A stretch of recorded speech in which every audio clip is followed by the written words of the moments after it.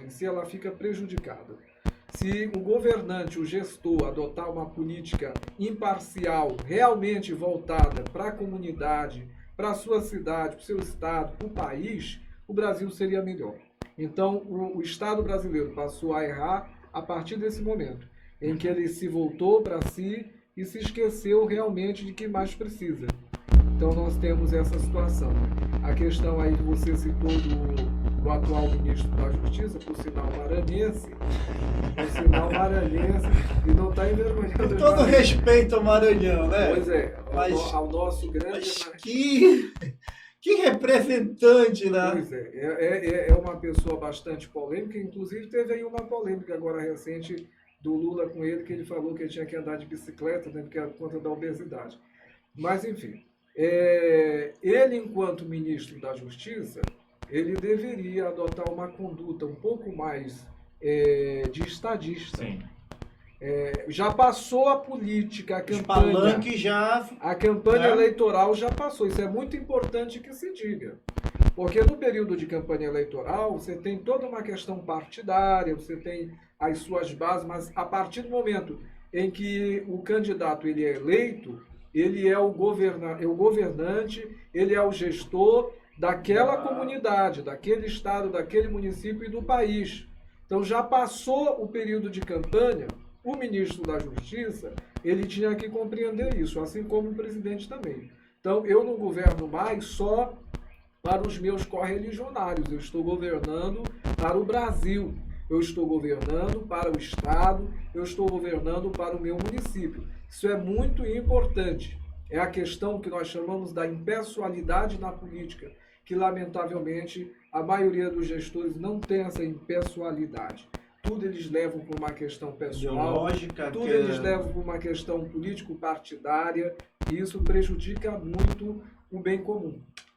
Pois é, quando tu falas assim, que essa questão de política, né, são políticas apenas partidárias, né, e acabam deixando de atingir o que deveriam, né? Isso é completamente maléfico para o nosso país. E já que tocamos nesse assunto, né, falando de nível estadual, né, você veio como senador, foi uma experiência, eu tenho certeza aí, né, muito boa para você. E conte um pouquinho, o que foi essa experiência, como surgiu com esse chamado, poxa, você até ser convidado a ser senador, esse trâmite até os 12 mil votos, né, que você pegou, né? Eu fui convidado a ser senador e também fui convidado a me retirar. Olha aí, essa é boa, né, cara? A me retirar. Na mesma candidatura. Quer contar primeiro o quê? A retirada, o pedido educadamente de se retirar ou depois? Exatamente. A experiência não foi a minha primeira candidatura, eu já fui candidato a vereador em Belém. Quantos votos tivesse? No primeiro período, quase 1.000 votos. Pô, quase primeira 1.000 experiência. Primeiro, eu tinha saído da Justiça Federal naquele período, e aí logo me candidatei, pouco conhecido, né, na cidade, pouco conhecido aqui em Belém, no estado do Pará. E aí tive só mesmo o voto dos amigos. Sim. De 1.000 votos, aí eu pulei para só em Belém 6.020 votos que eu tive agora no segundo, 5.078 fora de Belém. Olha só. E aí chegamos aí aos 12 mil votos. Agora, a experiência como candidato a senador foi bastante difícil. Sim. Muito difícil. Os amigos, as lideranças que me acompanharam viram a minha luta e o meu sofrimento em relação a essa questão da candidatura a senador. Tá? Então, eu passei um período de campanha muito forte em vários municípios do estado do Pará, com muita luta, com muita dificuldade. Nós estávamos numa campanha maravilhosa, tudo correndo bem. Quando chegou no dia da convenção, eu fui sumariamente excluído da convenção. Eu fui excluído e não poderia mais ser candidato. Deliberadamente, Gidão. Deliberadamente.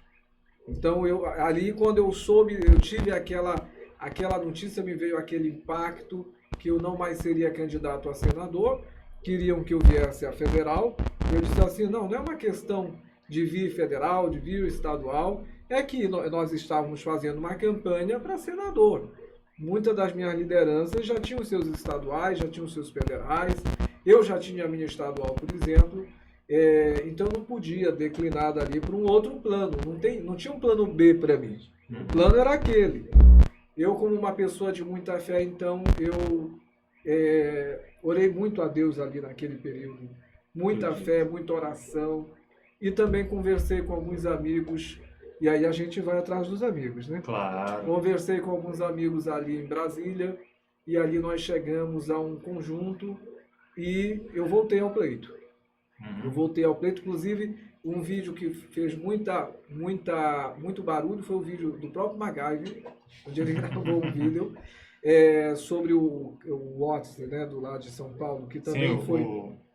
É o Reni. O Reni. Que ele também foi excluído. Mas graças a Deus eu voltei. Voltei, e aí a luta foi maior porque eu tinha que reconquistar os eleitores que eu perdi. Porque uma semana na reta final é muita coisa. Prejudica bastante, muita né? coisa. Mas aí eu consegui, graças a Deus, retornar e tive aí os meus 12 mil votos. Estou muito feliz. O pessoal diz, mas senador é 1 milhão de votos. Para mim, o interessante foi os meus 12 mil. É de 12 E a gente estava chega- comentando agora, o Robson e eu, que de abstinência nós tivemos 1.200.000 pessoas que Olha não só. votaram para senador. Né? Então, por aí tu tira. E sem fundo partidário. Isso, Registre-se.